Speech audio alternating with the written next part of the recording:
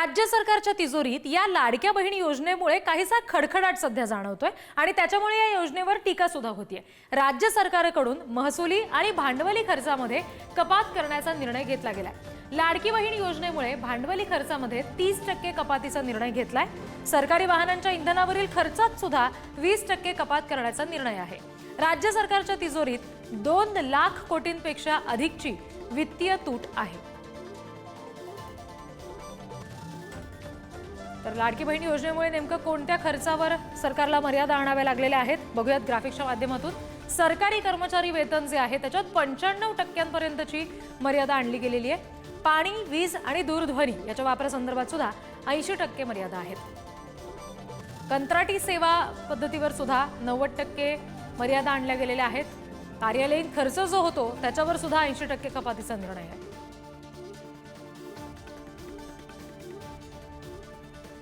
आणखी तपशील आपण घेणार आहोत। प्रतिनिधी सुशांत सावंत सध्या आपल्याशी जोडले गेलेले आहेत त्यांच्याकडून। सुशांत, पुन्हा एकदा लाडकी बहीण योजना वादाच्या भोवऱ्यात सापडते। आता थेट सरकारी खर्च जो होतोय त्याच्यामध्ये कुठेतरी कमतरता कराव्या लागतात, मर्यादा आणाव्या लागतात, मोठी वित्तीय तूट त्याच्यामुळे जाणवते। अगदी बरोबर आहे रिद्धी। आपण जर बघितलं असेल तर ज्यावेळी मुख्यमंत्री लाडकी बहीण योजना अंमलात आणली आणि खरं तर ती सुरू झाली त्या दिवसापासूनच या योजनेवर टीका करण्यात आली, कारण विधानसभा निवडणुकीच्या तोंडावर अशा पद्धतीची योजना सुरू करते कोणताही विचार न करता, म्हणजे राज्याच्या आर्थिक तिजोरीचा कोणताही विचार न करता ही योजना सुरू केल्याचा आरोप विरोधकांनी केला होता आणि त्याचे आता परिणाम देखील आपल्याला पाहायला मिळतात। आपण बघितलं असेल तर मागच्याच आठवड्यात आपण म्हटलं होतं ज्या काही योजना आहेत ज्या विधानसभा निवडणुकीच्या आधी जाहीर करण्यात आल्या होत्या त्या योजना एकीकडे बंद होण्याच्या मार्गावर आहेत। त्याचं मुख्य कारण म्हणजे लाडकी बहीण योजनेवर जवळपास 46,000 कोटी इतका खर्च जो आहे तो करण्यात येत आहे आणि त्याचमुळे इतर ज्या योजना आहेत त्याच्यावर त्याचा परिणाम होतोय। आता आपण जर बघितलं असेल तर राज्याच्या तिजोरीत देखील खडखडाट आहे। वित्तीय तूट ही कशी भरून काढायचं हा एकमेव प्रश्न जो आहे तो वित्तमंत्री अजित पवार यांच्याकडे आहे आणि याचमुळे ते प्रत्येक विभागाची एक बैठक घेत आहेत। दर दिवशी खरं तर मंत्रालयात बैठक घेत आहेत आणि कशा पद्धतीने ही वित्तीय तूट भरून काढता येईल अशी माहिती ते घेत आहेत। आता जी आपल्याला माहिती मिळते त्यानुसार 30% कपात करण्याचा, म्हणजे महसूल आणि वित्तीय तूट भरून काढायचं असेल तर 30% कपातीचा निर्णय जो आहे तो घेण्यात आलेला आहे। त्याचं मुख्य कारण म्हणजे जो प्रवास खर्च होतो, जो प्रवास खर्चासाठी खऱ्या अर्थाने जो निधी दिला जातो तो वाचवला जाईल, जेणेकरून आर्थिक तिजोरीत जो आहे खडखडाट आहे तो भरून काढता येईल। दुसरं आपण बघितलं असेल तर जाहिरातीवर जो सरकारकडून खर्च करण्यात येतो त्यावर देखील आता कपात करण्याचा निर्णय जो आहे तो अर्थमंत्री अजित पवार यांनी घेतलाय। त्यामुळे असे अनेक म्हणजे कर्मचाऱ्याचे पगार असतील त्यामध्ये देखील कपात करण्याचा निर्णय घेतलाय।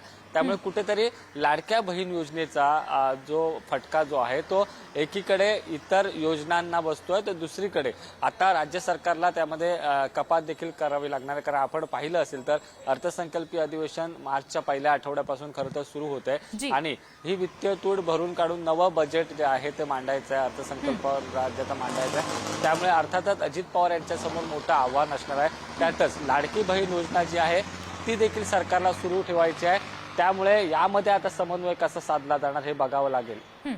जी सुशांत, जसं आपण बघापासून म्हणतोय की लाडकी बहीण योजना ही निवडणुकीच्या काळात आली, त्याच्याने प्रचंड मोठं यश सुद्धा राज्यकर्त्यांना मिळवून दिलं, पण त्याचे पैसे वाढणार असं सुद्धा म्हटलं गेलं होतं। इथे आता जे ठरलेले आधीचे पैसे ते देतानाच जर वित्तीय तूट इतकी मोठ्या प्रमाणात होत असेल तर मग ते वाढणं सुद्धा आता दूरच राहिलं असं म्हणायचं, म्हणजे एकंदरीत लाडक्या बहिणींना दिलं गेलेलं आश्वासन त्या अर्थानं सुद्धा पूर्ण नाहीच होणार।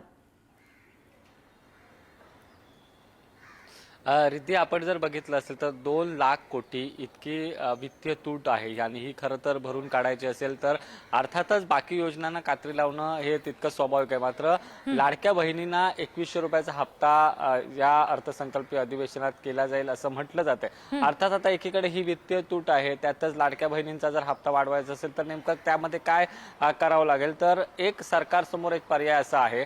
आपण जर बघितलं असेल तर ज्या आता लाडक्या बहीण योजनेमध्ये जे सुरुवातीच्या काळात म्हणजे निवडणुकीच्या आधी काळात सरसकट अर्ज भरण्यात आले होते आणि सरसकट महिलांना जे आहे ते या योजनेचा लाभ मिळाला होता। मात्र आता यामध्ये कुठेतरी छाननी केली जाते, त्यामध्ये काही अपात्र आहेत ते केले जातात.